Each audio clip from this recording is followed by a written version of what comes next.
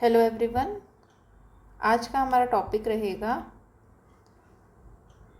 Chapter number 9। इस क्या चीज़ के बारे में बात करता है? तो पीस प्लस गुड बिहेवियर के बारे में बात करता है। क्या चैप्टर नंबर 9 ये कहाँ से कहाँ तक है? तो 125 से ले करके 143 तक दिया गया है। ठीक है, चलिए क्वेश्चन सॉल्व करते हैं। ये सेक्शन वाइज क्वेश्चन ये बहुत ज़्यादा आती है, जो सेक्शन वाइज क्वेश्चन है ना, तो बहुत ज़्यादा आते हैं। तो सबसे पहले हम डायरेक्ट पे आ जाते हैं। तो ये हमारा प्रोविज़न है कहाँ से कहाँ तक? चैप्टर नंबर 9 है security for keeping peace and good behaviour. ठीक है, और ये कहाँ से कहाँ तक है? सेक्शन 125 से लेकर के 143 तक है। ठीक है, तो आते हैं। तो सबसे पहला 125 क्या बात करता है? ये बात करता है कीपिंग पीस ऑन कन्विक्शन। 126 क्या बात करता है? Keeping peace in other cases. ठीक है, 127 क्या बात करता है? तो गुड बिहेवियर, ठीक है, from the person disseminating certain matter. 128 में good behaviour from suspected person. 129 में गुड बिहेवियर हैबिचुअल ऑफेंडर। ठीक है, तो चलिए कोशिश करते हैं याद करने की। 125 में क्या दिया गया है? 125, 126, 127, 128 एंड 129। तो बताइए 128 में हमने क्या पढ़ा? तो हमने पढ़ा कन्विक्शन के बारे में। ठीक है, कन्विक्शन के बारे में। फिर कन्विक्शन के बाद सेकंड है हमारा अदर केसेस में, अदर केसेस। ठीक, उसके बाद हमने पढ़ा डिसेमिनेशन के बारे में। डिसेमिनेशन, बस कीवर्ड्स हम याद रखेंगे। 128 में क्या पढ़ा? हैबिचुअल ऑफेंडर कि सस्पेक्टेड? तो पहले सस्पेक्टेड पढ़ा, सस्पेक्टेड पर्सन, एंड नेक्स्ट पढ़ा हमने हैबिचुअल ऑफेंडर, हैबिचुअल ऑफेंडर। ठीक है, अब ये कन्विक्शन वाला क्या चीज़ का है? तो पीस है, पीस है, और यहाँ पे गुड बिहेवियर है, जीबी, जीबी एंड जीबी। ठीक, फिर एक और चीज़ आपको याद करना है, कितने कितने समय की टाइमलाइन याद करना है आपको।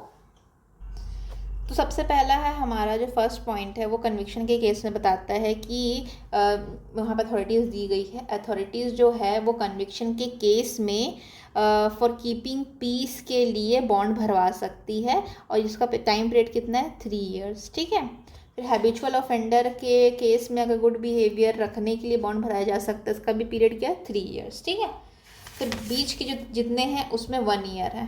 ठीक है, तो कैसे याद रख 3 ईयर नहीं 1 ईयर, 1 ईयर। तो हम लोग कैसे करेंगे? 125 ऊपर लिखेंगे, 129 नीचे लिखेंगे, इसके बीच में 3 रहेगा, 126, 127 एंड 128। ठीक, 3 ईयर्स इधर, ऊपर 3 ईयर, नीचे 3 ईयर, और बाकी बीच में 3 लोगों में 1-1 ईयर। मतलब ये यहाँ पे मान लो तीनों का, ये ऐसा कुछ है नहीं ना, इसको एग्जाम्पल याद करने के लिए तीनों को मिला के 3-3 ईयर्स है, तो हम लोग ना एक को ना दे के 3-3 ईयर्स इसको बांट दे रहे 3 हिस्सों में, इसलिए एक को 1 ईयर, एक को 1 ईयर और दूसरे को 1 ईयर मिल रहा है। बस आप ना अगर ये तीनों चीज़ें याद कर लेंगे ना तो आपका मैक्सिमम क्वेश्चन बन जाएगा। क्या क्या याद करना है आपको? सेक्शन नंबर याद करना है, 125 से शुरू करेंगे 25 और लास्ट में लिखेंगे 129, और बीच में जितना है उसको भर देंगे 28, 27, 26। ठीक है, इसको भी पास ले आते हैं।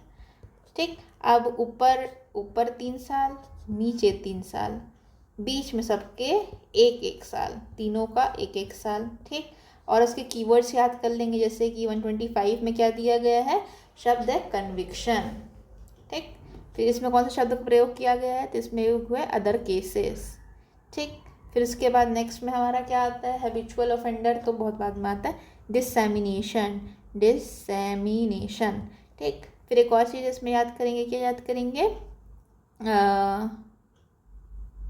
डिसेमिनेशन के बाद है सस्पेक्टेड, सस्पेक्टेड, और लास्ट में क्या है? Habitual offender.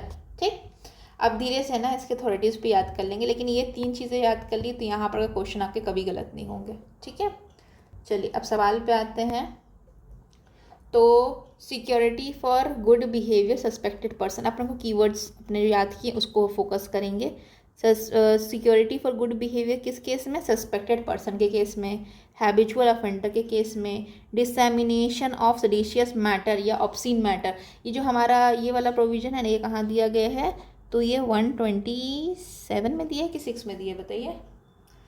7 में दिया है, ठीक है। तो 127 में डिसएमिनेशन का मतलब ये है कि कोई भी व्यक्ति अगर वो कोई भी ऐसा चीज़ों को डिसएमिनेट कर रहा है, माने डिस्ट्रीब्यूट कर रहा है, जो कि सेडेशियस नेचर का है या फिर ऑब्सीन नेचर का है, तो उस पर उसको बेल बॉन्ड भराया जा सकता है। किस मैक्सिमम कितने पीरियड के लिए? 1 ईयर इसका टाइम लिमिट है, ठीक है।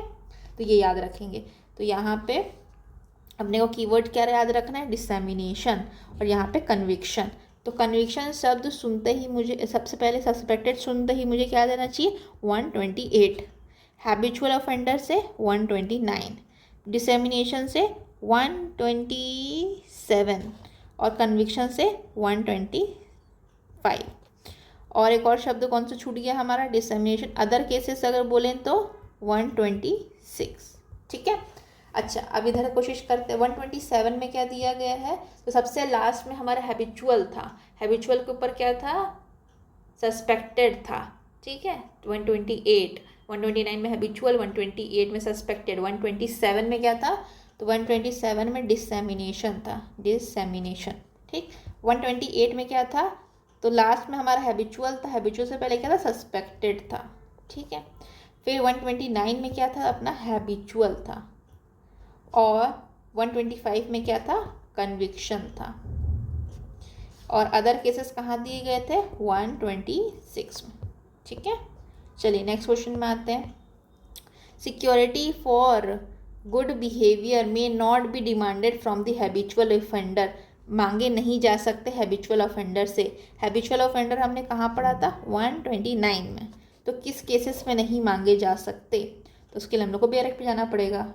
बेरेक्ट पे चलते हैं 129 में।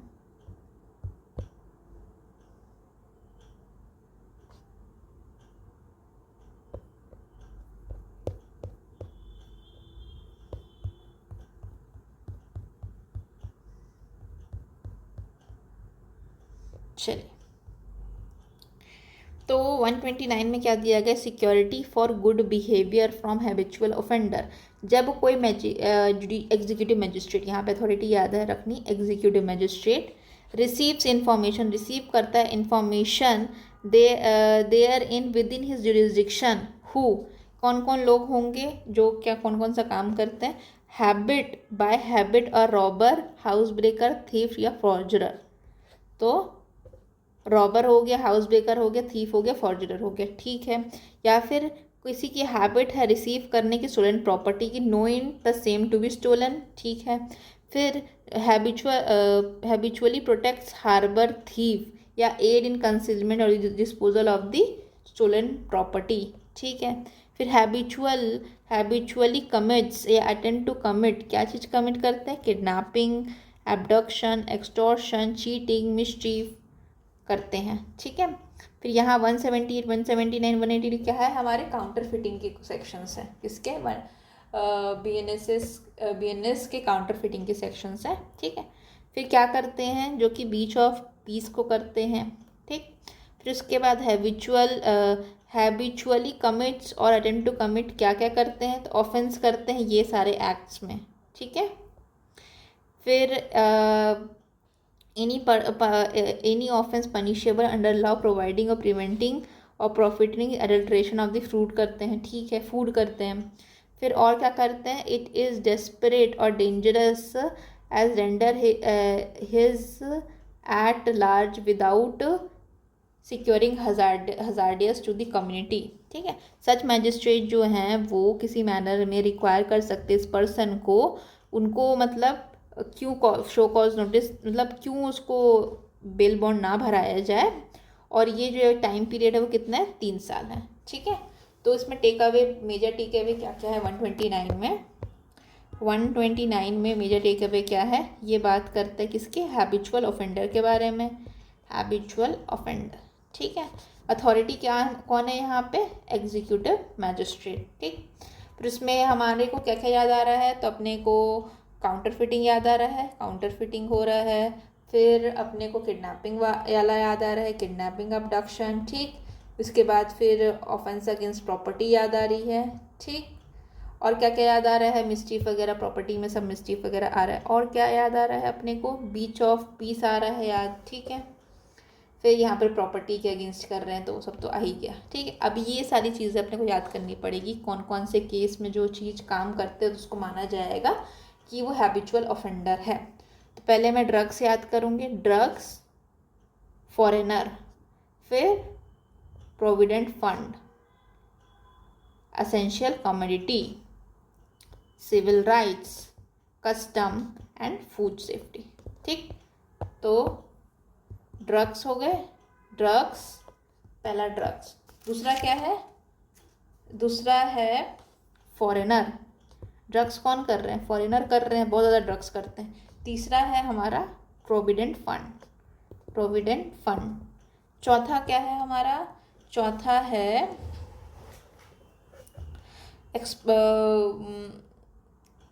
Commodities, commodities. ठीक, पांचवा क्या है?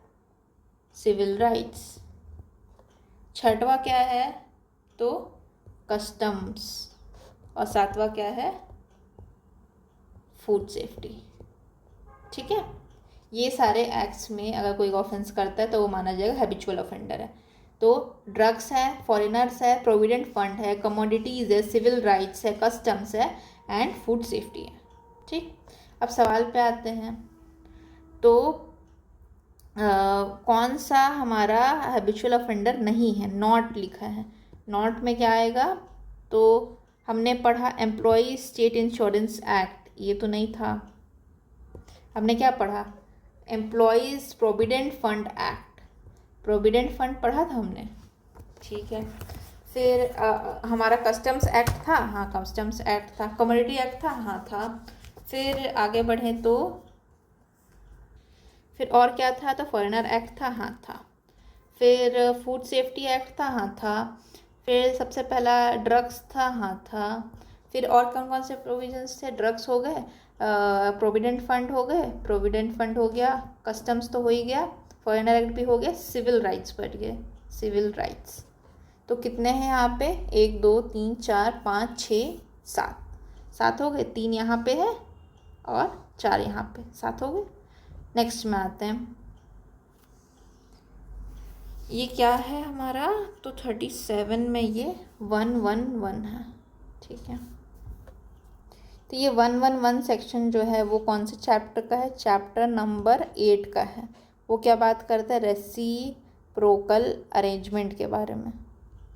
ठीक है, रेसिप्रोकल अरेंजमेंट क्या होता है अब दिमाग में आएगा। तो क्रिमिनल प्रोसीजर को स्मूथ चलाने के लिए अगर हम दूसरे स्टेट के साथ में एग्रीमेंट करते हैं या फिर कोई अंडरस्टैंडिंग में आते हैं तो उसको क्या बोलते हैं? इसको बोलते हैं रेसिप्रोकल अरेंजमेंट। ठीक है, तो वहाँ पे जो अदर स्टेट होगी उसके साथ में कॉन्ट्रैक्टिव रिलेशनशिप बनाते हैं ताकि सिस्टम का जो भी मतलब काम हो वो ईजिली हो सके, मतलब जो भी क्रिमिनल प्रोसीडिंग है वो ईजिली स्मूथली चल सके। तो यहाँ पे डेफिनेशंस दी गई, तो आइडेंटिफाइंग 5 डेफिनेशन दी, एक बार देख लेते हैं आइडेंटिफाइंग का मतलब क्या है, इसमें पूछ दिया है। तो आइडेंटिफाइंग का मतलब होता है include establishment of proof that a property was derived from और used in common commission of the offence. ठीक है, तो establishment of proof that the property was derive from the commission of the offence, तो 20 का right answer होगा। लेकिन फिर भी हम बेयर एक्ट पे चलते हैं और कॉन्ट्रैक्टिंग स्टेट की डेफिनेशन और बाकी डेफिनेशंस देख लेते हैं ताकि दिमाग में अपने रहे।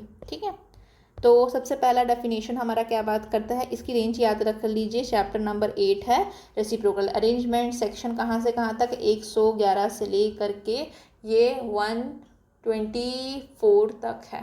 ठीक है, फिर है हमारा डेफिनेशन। डेफिनेशन में हमारे 4 डेफिनेशन है, contracting state, identifying proceeds of crime, property and tracing. Contracting state क्या होते हैं? Any country or place outside India in respect to which arrangement has been made by the central government.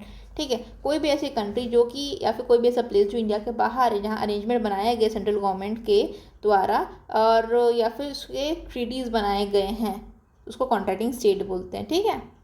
ताकि जो भी attachment हो या फोर्फिचर of property हो criminal cases में, उस चीज़ को स्मूथिंग किया जाए। फिर आइडेंटिफिकेशन का मतलब क्या होता है? एस्टैब्लिशमेंट ऑफ प्रूफ को स्टैब्लिश करना है, किस चीज़ के, कि जो प्रॉपर्टी डिराइव की गई थी वो कॉमिशन ऑफ क्राइम, मैंने क्राइम के लिए यूज़ करने के लिए ही वो प्रॉपर्टी डिराइव की गई है, ठीक है। फिर है प्रोसीड्स ऑफ क्राइम। क्या होता है? It means any property derived या ऑब्टेन्ड डायरेक्टली या indirectly by any person as a result of criminal activity. मतलब प्रोसीड्स ऑफ क्राइम का बेसिकली यही है कि जो क्राइम से मिला है, क्राइम्स के जो प्रोसीड है, मतलब क्राइम के जो फल है, रिजल्ट है, उसको हम लोग प्रोसीड्स ऑफ क्राइम बोलते हैं। तो इसमें कोई भी प्रॉपर्टी जो डिराइव की गई है, डायरेक्टली या इनडायरेक्टली डिराइव की गई है क्रिमिनल एक्टिविटी करके, या फिर including crime involving currency transfer करके, उसको बोला जाएगा प्रोसीड्स ऑफ क्राइम, ठीक है। प्रॉपर्टी क्या होती है? प्रॉपर्टी जो है हमारी कॉर्पोरियल भी हो सकती है, इनकॉर्पोरियल भी हो सकती है, मूवेबल भी हो सकती है, इमूवेबल हो सकती है, टेंजेबल भी, इंटेंजेबल भी हो सकती है, डीड्स की हो सकती है, इंस्ट्रक्शंस की हो सकती है, कोई भी तरह की प्रॉपर्टी होती है। और ये प्रॉपर्टी में प्रोसीड्स ऑफ क्राइम से जो प्रॉपर्टी आती है वो भी प्रॉपर्टी होती है। ट्रेसिंग का मतलब क्या होता है? ट्रेसिंग का मतलब ये है डिटरमाइनिंग द नेचर को डिटरमाइन करना है, सोर्स को डिटरमाइन करना है, डिस्पोजिशन को डिटरमाइन करता है, मूवमेंट को डिटरमाइन करना है, किस चीज़ का ओनरशिप को डिटरमाइन करना है, किस चीज़ का? प्रॉपर्टी को ट्रेस करने को हम बोलते हैं ट्रेसिंग। प्रॉपर्टी क्या है? खुद में बहुत सारी चीज़ें हो सकती है, कॉर्पोरियल, इनकॉर्पोरियल, किस तरह की प्रॉपर्टी हो सकती है। प्रोसीड्स ऑफ क्राइम जो कि डिराइव किया गया है फ्रॉम दी क्या? ऑफेंस। फिर इसके बाद आइडेंटिफिकेशन का मतलब क्या होता है? आइडेंटिफिकेशन का मतलब होता है कि कोई भी चीज़ जो स्टैब्लिश की गई है, प्रॉपर्टी स्टैब्लिश मतलब प्रूफ है कि प्रॉपर्टी स्टैब्लिश की गई थी, वहाँ से आइडेंटिफाई करना है, पता करना है अपने को कि प्रॉपर्टी कहाँ से आई। कॉन्ट्रैक्टिंग स्टेट में जो कंट्री आउटसाइड इंडिया है वो इन्वॉल्व है किस चीज़ में, बताने के लिए, तो उसको बोलते हैं कॉन्ट्रैक्टिंग स्टेट, ठीक है। डन। तो यहाँ पे ये हो गया। फिर नेक्स्ट में आते हैं, मैक्सिमम पीरियड क्या है सिक्योरिटी फॉर कीपिंग पीस 126 में। तो 126 में हमने क्या पढ़ा? 125 से स्टार्ट किया था, 125, 129, यहाँ 3 साल, यहाँ 3 साल, और यहाँ पे 126। तो यहाँ पे 3 जो है हमारे 127 एंड 128, यहाँ पे 1 ईयर्स हैं। तो इसका राइट आंसर क्या होगा? 1 ईयर। 438 का आंसर क्या होगा? सी। चलिए फिर, और यहाँ पे अथॉरिटी क्या थी? यहाँ पे 126 में हमने क्या पढ़ा था? तो यहाँ पे याद करवा देती हूँ, आपको रिकॉल करवा देती हूँ। यहाँ पे सबसे पहला है हमारा कन्विक्शन, ठीक है, कन्विक्शन। यहाँ पे अदर केसेस, ठीक। फिर यहाँ पे क्या है? डिसएमिनेशन। और यहाँ पे क्या है? 128 में सस्पेक्ट, और 129 में हैबिचुअल ऑफेंडर, हैबिचुअल, ठीक है। फिर 125 में क्या दिया? हमने पढ़ा था कन्विक्शन। तो which of the following court can under section 125 release a conviction on security of keeping peace and good behaviour. तो यहाँ पे अथॉरिटी कौन कौन सी? तो अथॉरिटी याद कर लेते हैं, चलिए फटाफट से अथॉरिटी याद कर लेते हैं। तो फर्स्ट जो हमारा 125 था, 125, इसमें हमारे 3 अथॉरिटीज़ हैं, कोर्ट ऑफ सेशन, JMFC, है ना। और यहाँ पे बाद में हमारा, अगर हम लोग उसको लिंक करेंगे किससे? 125 के 4 से, तो यहाँ पे और अथॉरिटीज़ बढ़ जाती है, जो कि है appellate court and divisional court, ठीक है। मैं अच्छे से लिख देती हूँ। 125 का 1 अगर हम रीड विद करेंगे किससे? 125 के 4 में, तो हमारी कौन कौन सी अथॉरिटी है जो 125 में security for keeping peace on conviction कर सकती है? तो सबसे पहला है हमारा कोर्ट ऑफ सेशन, ठीक है। फिर JMFC, ठीक है। फिर 2 अथॉरिटीज़ है, एक एपिलेट कोर्ट है और एक रिविजनल कोर्ट है, ठीक है। तो अगर सवाल हमको पूछ रहा है, और बाकी एक बार याद रखिएगा 129 में ही बस ये सब दिया गया, फिर 126, 127, 128 एंड 129 में क्या अथॉरिटीज़ दी गई है? एग्जीक्यूटिव अथॉरिटी दी गई है, ठीक है। तो अगर मैं पूछूँ ये वाले सवाल का जवाब दीजिए, 439 का आंसर क्या होगा? तो इसका आंसर डी होगा। यहाँ पे कोर्ट ऑफ सेशन भी है, मजिस्ट्रेट फर्स्ट क्लास भी है, अपीलेट कोर्ट भी है एंड अपीलेट कोर्ट भी है, रिविजनल कोर्ट भी है, तो इसका आंसर डी होगा, सारे लोग आ जाएंगे। ठीक है, फिर इसके बाद है हमारा नेक्स्ट क्वेश्चन है security provision for security for keeping peace on conviction. ये कहाँ दिया गया है? तो 125 में दिया गया है। ठीक है, अब ये 108 में क्या है? तो 127 है। 127 में क्या है बताइए? 127 इसमें क्या दिया गया है? तो ये दिया है डिसैमिनेशन वाला, डिसैमिनेशन। ठीक है, 128 में क्या दिया बताइए? सस्पेक्ट वाला। और 130 में क्या दिया गया है? तो 130 में दिया गया है preliminary. 130 reads as order to be made, order to be made when magistrate acting under section 126, 127, 128, 129 इस सब में जो भी मजिस्ट्रेट एक्ट करते हैं, deem necessary for any person to show cause notice, he shall be make an order in writing. Writing में देंगे, किसको देंगे? और सब्सटेंस बताएंगे इंफॉर्मेशन रिसीव्ड की, और अमाउंट ऑफ बाउंड वगैरह बनाएंगे। तो ये एक तरह से ऑर्डर हाउ मेड वाला चीज़ हो गई, order to be made, order to be made. ठीक है, ठीक है। 125 में क्या दिया गया है कि power to order execution of the bond, किस में? 125 में कौन कर सकते हैं? एग्जीक्यूटिव मजिस्ट्रेट नहीं कर सकते। एग्जीक्यूटिव मजिस्ट्रेट कहाँ से कहाँ तक करेंगे? 126 लेके 129 में एग्जीक्यूटिव मजिस्ट्रेट है। ठीक है, तो ये गलत हो गया। पुलिस कमिश्नर का कोई रोल ही नहीं। जुडिशियल मजिस्ट्रेट हो सकता है, लेकिन ओनली लिख के गलत कर दिया। यहाँ पे कौन कौन सी अथॉरिटी है? 125 में कौन कौन सी अथॉरिटी बताइए? तो पहला है हमारा, पहला कौन सा है? Court of session. फिर दूसरा क्या है? JMFC। फिर तीसरा क्या है? Appellate court. और अपीलेट कोर्ट के बाद क्या है? सेकेंड में अपीलेट कोर्ट है और रिविजनल कोर्ट है। ठीक है, उसका आंसर होगा टी। फिर उसके बाद ठीक है, of security keeping for good behaviour 125 में। अच्छा, 125 में कौन कर सकते हैं? तो सेशन कोर्ट कर सकते हैं, मजिस्ट्रेट कर सकते हैं, अपीलेट कोर्ट कर सकते हैं, रिविजनल कोर्ट कर सकते हैं। डी इसका आंसर होगा। ठीक है, फिर इसके बाद है 125 में मैक्सिमम पीरियड क्या है हमारा? तो 125 में 3 इयर्स है। और मैं पूछूँ 126 में, 127 में, 128 में, ये क्या है? तो ये 1 ईयर है। इससे पहले 125 में 3 ईयर है, और 129 में 3 ईयर है। ठीक है, फिर नेक्स्ट है 125 में बॉन्ड का पीरियड क्या है? तो 3 ईयर है। 444 का आंसर क्या होगा?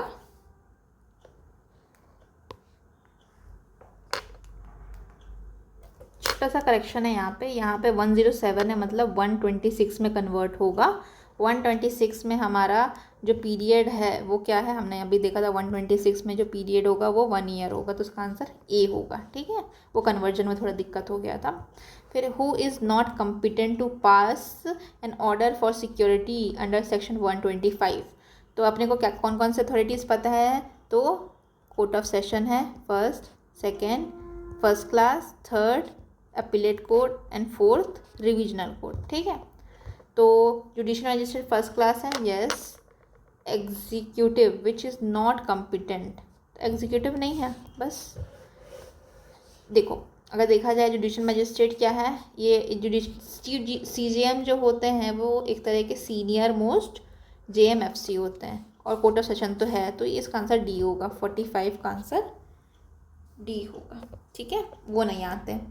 फिर 126 में under section 126 the executive magistrate can obtain bond from person. कब ऑब्टेन कर सकते हैं बॉन्ड फ्रॉम पर्सन?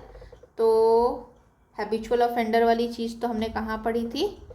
129 में। ठीक है, फिर पर्सन एब्सकॉन्डेड वाला नहीं पढ़ा। Breach likely to commit a breach of peace में हम 124 का ले सकते हैं। क्या ले सकते हैं? बॉन्ड भरवा सकते हैं 126 में। 126 में क्या लिखा है? तो उसमें पूरी लिस्ट दी गई है 126 में कि अगर पब्लिक ट्रैंक्विलिटी पीस को भंग करा जा रहा है, एक बार दिखा देती हूँ आपको। 126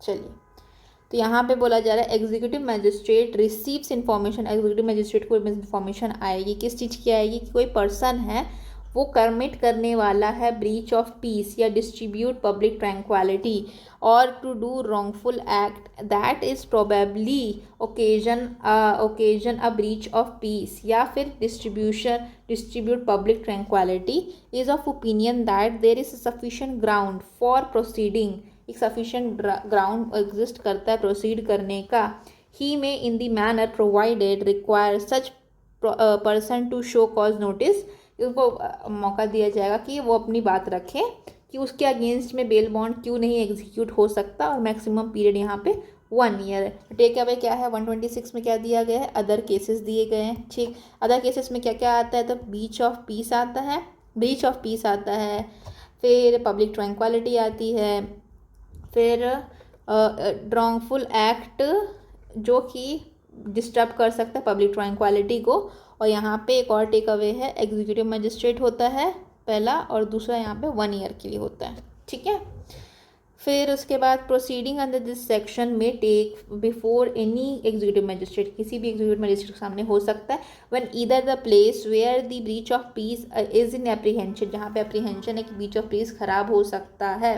ठीक है, तो ये बात हुई, तो इसमें हमारा आंसर क्या होगा, तो जब भी कोई भी ऐसा काम कर रहा है लाइकली टू कमिट क्या चीज़ को, ब्रीच ऑफ पीस को, तो 126 में बेल बढ़ाया जा सकता है। कौन भराएंगे, तो एग्जीक्यूटिव मजिस्ट्रेट भराएंगे, और कितना टाइम पीरियड है, तो 1 ईयर का बेल बॉन्ड भराया जा सकता है।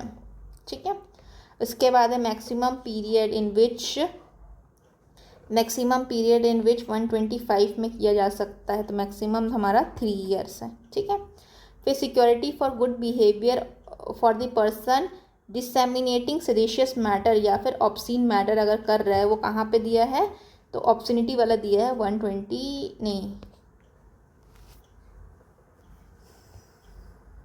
127, ये वाला ऑप्शन, तो 128 इसका नहीं है, ये नीचे वाले का है। ठीक है, तो 127 डी होगा। 448 का आंसर क्या होगा, डी होगा। ठीक, 110 में क्या दिया गया है, तो रेसिप्रोकल अरेंजमेंट 111 से स्टार्ट था, 110 लास्ट सेक्शन है किसका, कंपेल प्रोडक्शन ऑफ थिंग्स वाला। ठीक है, तो 110 इंपॉर्टेंट नहीं है।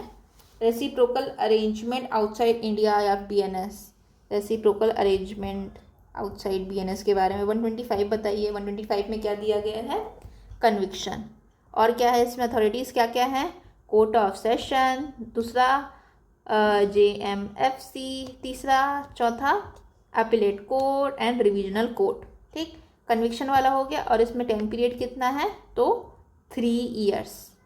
अब 126 में क्या है, तो 126 में पीस वाला है, या अदर केसेस याद कर लो या पीस याद कर लो। यहाँ पे कौन अथॉरिटी है, एग्जीक्यूटिव मजिस्ट्रेट, और दूसरा कौन है यहाँ पे, 1 ईयर के लिए हो सकता है। ठीक, डन।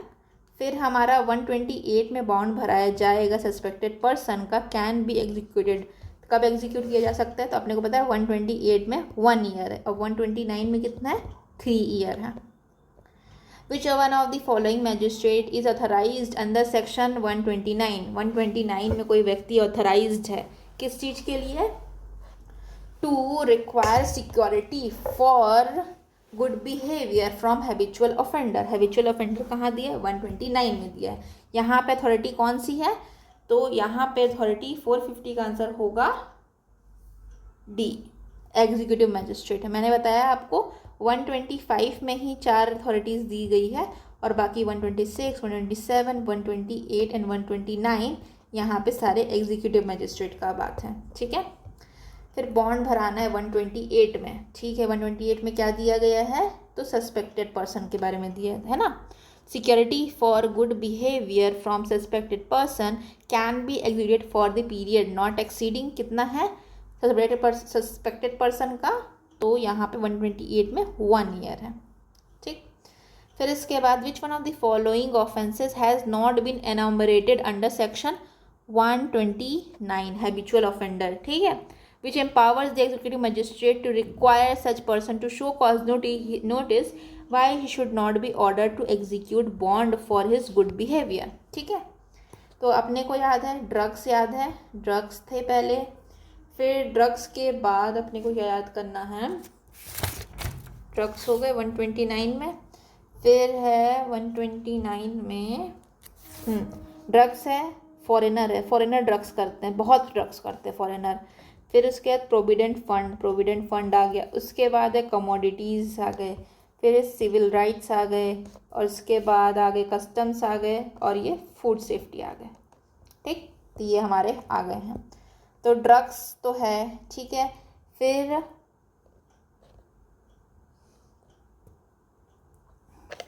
तो ये वाला जो है ना, मैंने अभी सीआरपीसी का प्रोविज़न देखा, तो सीआरपीसी में ये बोल रहा है कि ये सारे चीज़ें आती है, दोहरी प्रोहिबिशन को छोड़ करके ये जो है ना फूड फॉरेन एक्सचेंज वाला भी आता है, अनटचेबिलिटी भी आता है, फिर उसमें बहुत सारे और थे। तो अभी ये चेंज हुआ है, यहाँ पे प्रोविज़न चेंज हुआ है, तो अपने को ये याद करना पड़ा। अगर ये पुराना वाला ये इंपॉर्टेंट था ये लिस्ट, तो नया वाला भी ये इंपॉर्टेंट है। तो सबसे पहले हम ड्रग्स याद रखेंगे। ड्रग्स कौन करेंगे? फॉरेनर करेंगे। फिर प्रोविडेंट फंड आ जाएगा, फिर एसेंशियल कमोडिटीज आ जाएंगे, फिर सिविल राइट्स आ जाएंगे, फिर कस्टम्स आ जाएंगे, फिर फूड एंड सिक्योरिटी आ जाएगा। ये याद कर लीजिए। ये आप क्वेश्चन एप्लीकेबल नहीं होता है क्योंकि कॉमन इसमें यही बैठ रहा है, लेकिन अगर पुरानी लिस्ट देखा जाए तो ये भी सही है और ये भी सही है और ये गलत है, तो फालतू है, अब हमारे काम का नहीं है, तो उसको हम काट देंगे। लेकिन इससे हम ये चीज़ टेक अवे करेंगे। क्या टेक अवे करेंगे? कि अपने को जो नया लिस्ट है उसको याद करना है, ठीक है। हैबिचुअल ऑफेंडर कहाँ दिया गया है? हैबिचुअल ऑफेंडर दिया गया है अंडर सेक्शन 129, ठीक है। तो 129 को टिक कर देते हैं, ये हो गया। 128 में क्या दिया है? Suspected person. 130 में क्या है? ऑर्डर टू बी मेड, ठीक। एग्जीक्यूटिव मैजिस्ट्रेट एम्पावर्ड है सिक्योर करने के लिए bond of habitual offender. Maximum time period कितना है? 3 ईयर्स। तो अपने को याद करना है 125, 129, यहाँ पे 28, 127, 126, ये सारे 1 ईयर है, ये 3 साल है, ये 3 साल है, ठीक है। Police can seek a bond for good behaviour 128 में एंड 129 में, ठीक है। तो can seek a bond for 128, 129, तो ये है सस्पेक्टेड पर्सन, सस्पेक्टेड पर्सन, ये है हैबिचुअल ऑफेंडर। तो किससे ले सकते हैं? तो 455 का आंसर होगा ए, हैबिचुअल ऑफेंडर से ले सकते हैं, ठीक है। फिर इसके बाद कौन सा सेक्शन बात करता है हैबिचुअल ऑफेंडर के बारे में? 129।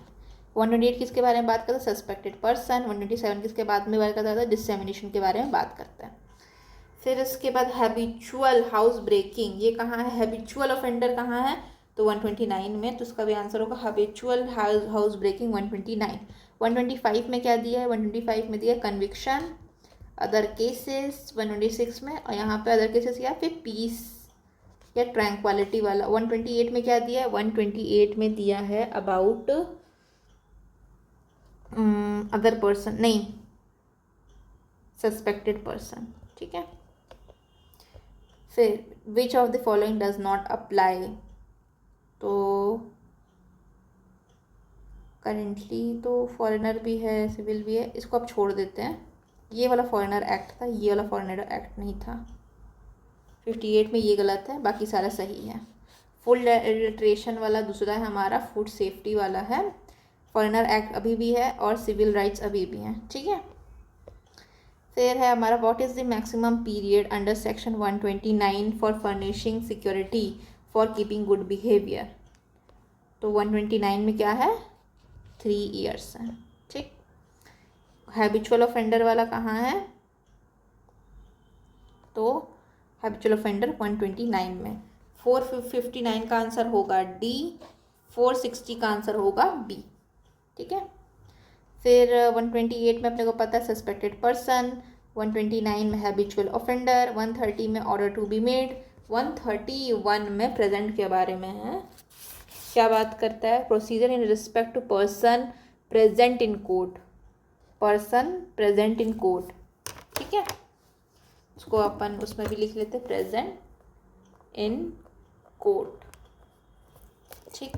फिर नेक्स्ट क्वेश्चन में आते हैं एग्जीक्यूटिव मैजिस्ट्रेट में require security for good behaviour, किस चीज़ के कहाँ दिया है security for good behaviour? Habitual offender 129।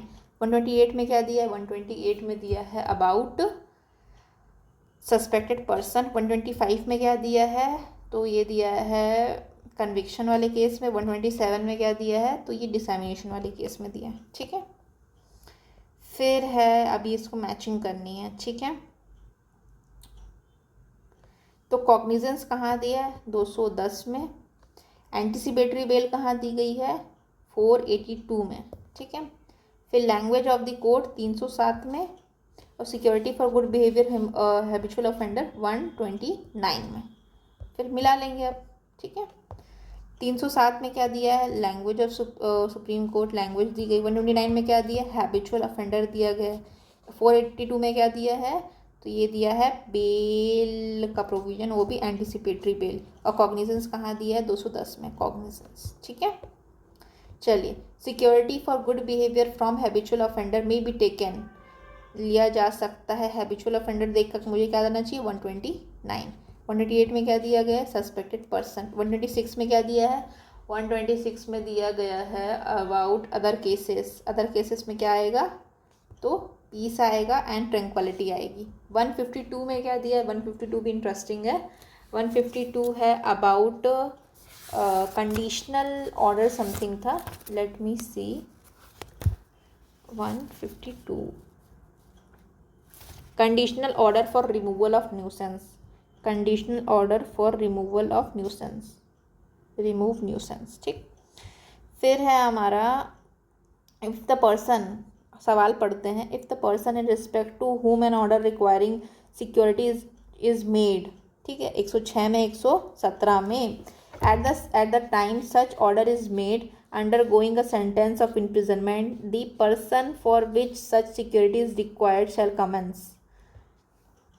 तो यहाँ पे सवाल ये है कि अगर सिक्योरिटी वाली जो चीज़ है, the person in respect to whom order requiring security, security जमा करना, बेल बॉन्ड जमा करने वाली बात अगर हुई है, कौन से सेक्शन में, 125 में, 136 में, ठीक है, और वो ऑलरेडी किसी चीज़ के लिए इम्प्रिजनमेंट भोग रहा है, तो ये जो सिक्योरिटी वाली चीज़ है वो कब से कंटिन्यू करेगी, तो इसका आंसर होगा on the expiration of sentence. जो सेंटेंस वो ऑलरेडी भोग रहा है उसको कंप्लीट करेगा, देन ये जो हमारी सिक्योरिटी वाली पीरियड है वो चालू होगी, ठीक है। चलिए फिर आगे आते हैं। Security for keeping peace in conviction कहाँ दिया गया, 125 में दिया है, ठीक है। फिर आते हैं सस्पेक्टेड पर्सन वाला कहाँ दिया गया, 128 में दिया गया। हैबिचुअल ऑफेंडर कहाँ दिया है, 129 में दिया है। अदर केसेस कहाँ दिया है, 126 में दिया है, ठीक है।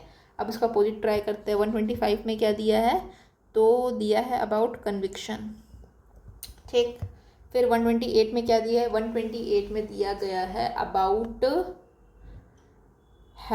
सस्पेक्टेड पर्सन, ठीक है। 126 में क्या दिया है, तो अदर केसेस दिए गए हैं। अदर केसेस में क्या क्या आता है, तो पीस आता है, सिक्योरिटी आता है। आगे बढ़ाते हैं। फिर 129 में क्या दिया है, 129 में दिया है अबाउट हैबिचुअल ऑफेंडर, ठीक है। चलिए आगे बढ़ते हैं। A person who has been ordered under section 136, under 136 में उसको सिक्योरिटी देने के लिए बोला गया फॉर कीपिंग गुड बिहेवियर, वो क्या कर सकता है। तो 136 को एक बार ओपन कर लेते, 2 बार इसका रेफरेंस आ चुका है।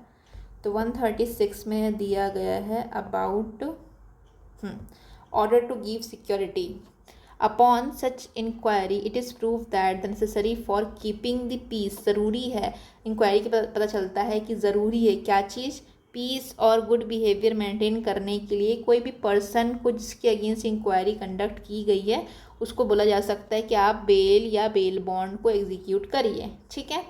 एंड सच और shall make an order accordingly, और उसका ऑर्डर अकॉर्डिंगली बना सकते हैं। Provided that no person shall be order to give security of the nature different from the amount large than the period longer that for a longer that specified under the 130 में दिया, उससे ज़्यादा अगर होगा तो यहाँ पे ये बोला जा रहा है कि जो अंतिम बॉन्ड है, जो लास्ट बॉन्ड है, उसकी जो रकम, ये इसमें जो हम लोग बॉन्ड भरा रहे हैं, सिक्योरिटी भरा रहे हैं, उसकी रकम जो है 130 में जो प्रिलिमिनरी ऑर्डर लाई गई थी उससे ज़्यादा नहीं हो सकती, उससे बड़ी नहीं हो सकती, और उससे डिफरेंट नहीं हो सकती, ठीक है। और जो अमाउंट जब भी हम बेल बॉन्ड का अमाउंट भरेंगे तो वो सर्कमस्टेंसेस ऑफ द केस के हिसाब से होगा, एक्सेसिव नहीं होना चाहिए, ठीक है। और जब अगर किसी व्यक्ति जिसके अगेंस्ट इंक्वायरी हो रही वो बच्चा है तो बॉन्ड एग्जीक्यूट कौन करेंगे? Only by his surety. ठीक है, अब सवाल यहाँ पे हमने जवाब मिला ही नहीं। 131 का क्या हो सकता है? तो अगर 131 में सिक्योरिटी दी जा रही है तो उसका क्या कर सकते हैं? तो इसका आंसर होगा 66 का ए। अपील फाइल की जा सकती 414 में before the court of session. Session court के सामने अपील फाइल की जा सकती है। ठीक है, चलिए नेक्स्ट क्वेश्चन में आते हैं। Under the code of criminal procedure security for the good behaviour from the person disseminating seditious matter कौन कर सकते? सेडेशियस मैटर वाला एग्जीक्यूटिव मजिस्ट्रेट। ये कहाँ पढ़ा है हमने? 127 में। ठीक है, कितने साल के लिए? 1 ईयर के लिए। फिर whom in the following can ask for the peace for the conviction. Conviction के केस में कौन बोल सकते हैं? तो कन्विक्शन के केस में बोला जाएगा judicial magistrate first class plus court of session, appellate court and revisional court. फिर है for what offences convict person में ask for execution of the bond for keeping peace. तो कौन से ऑफेंसेस के लिए कन्विक्शन में बॉन्ड करने के बोला जा सकता है? तो उसका आंसर क्या होगा? 169 का डी। अनलॉफुल असेंबली के केस में भी किया जा सकता है, राइटिंग के केस में किया जा सकता है, क्रिमिनल इंडिटेशन के केस में भी किया जा सकता है कन्विक्टेड पर्सन। ठीक है, ये दिया है 125 में। 125 की लैंग्वेज में पढ़ा देती हूँ, चलिए थोड़ा सा पढ़ लेते हैं।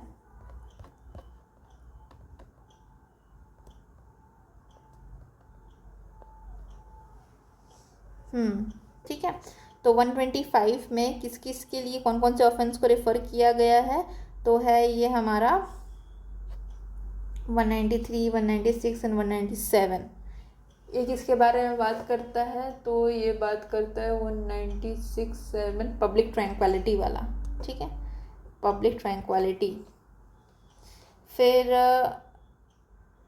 अच्छा, पब्लिक ट्रैंक्विलिटी को इसको छोड़ के and offence punishable under section chapter 11 जो कि क्या बात करता है? पब्लिक ट्रैंक्विलिटी 189 से लेके 197 इसकी रेंज है। ठीक है, तो other than the offence punishable सारे सेक्शंस कवर होंगे। Other than punishable under section इतना इतना इतना, इसको छोड़ के बाकी सारे। ठीक है, तो या तो फिर मिसचीफ वाले केस में, क्रिमिनल इंटिमिडेशन वाले केस में, फिर ब्रीच ऑफ पीस वाले केस में बॉन्ड भराया जा सकता है। इफ़ द कन्विक्शन सेटिस्फाइड अगर हो जाती है अपील में तो बेल बॉन्ड को वॉइड माना जाएगा। अगर क्या होता है, अगर सेटिस्फाइड किया जाता है किसको? कन्विक्शन को, तो बेल बॉन्ड जो है वो भी ख़त्म हो जाता है। अब लास्ट वाला इंपॉर्टेंट है कि an order under this section में बी मेड। ये जो ऑर्डर है 125 का कौन कौन बना सकता है? तो पहला अपीलेट कोड बना सकती है और रिविजनल कोड भी बना सकती है। ठीक है, तो इसीलिए हमारा अनलॉफुल असेंबली भी आ जाएगा, राइटिंग भी आ जाएगा और क्रिमिनल इंटिमिडेशन भी आ जाएगा। और क्या क्या चीज़ें आएंगी यहाँ पे? तो मिसचीफ भी आ जाएगा, मिसचीफ भी आ जाएगा, पीस को भंग करना भी आ जाएगा। ठीक है, फिर एग्जीक्यूटिव मजिस्ट्रेट में order for suspected person can order execute a bond as a security for good behaviour from suspected person. ये कहाँ पढ़ा हमने? 128 में। ठीक है, और इसमें कितना है 128 में? तो ये है 1 ईयर। ठीक, फिर सस्पेक्टेड पर्सन के केस में कौन कर सकते हैं? Executive magistrate. Habitual offender is one who, कौन होता है? तो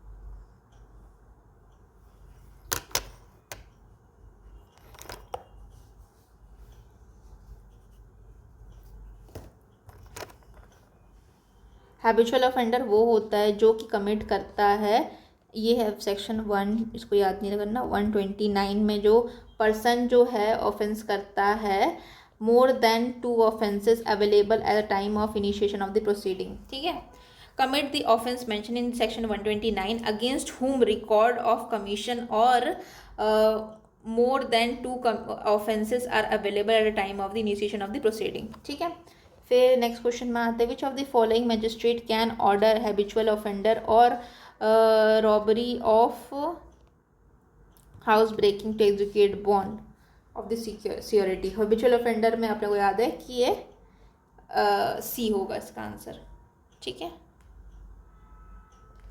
एग्जीक्यूटिव मजिस्ट्रेट होगा राइट आंसर।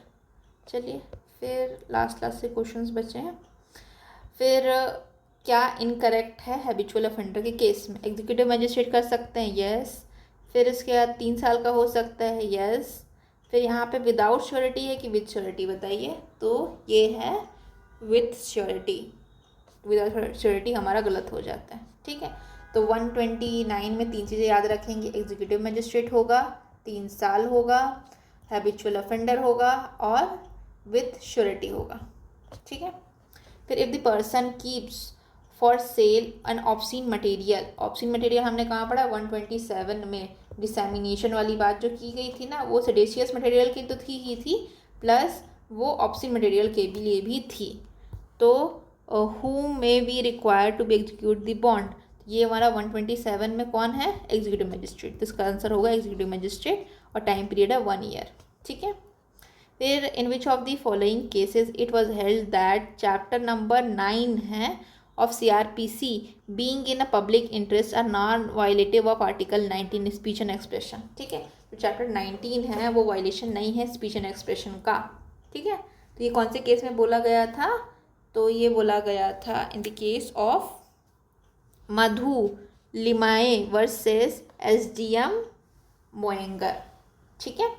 चलिए थैंक यू सो मच, कल मिलते हैं।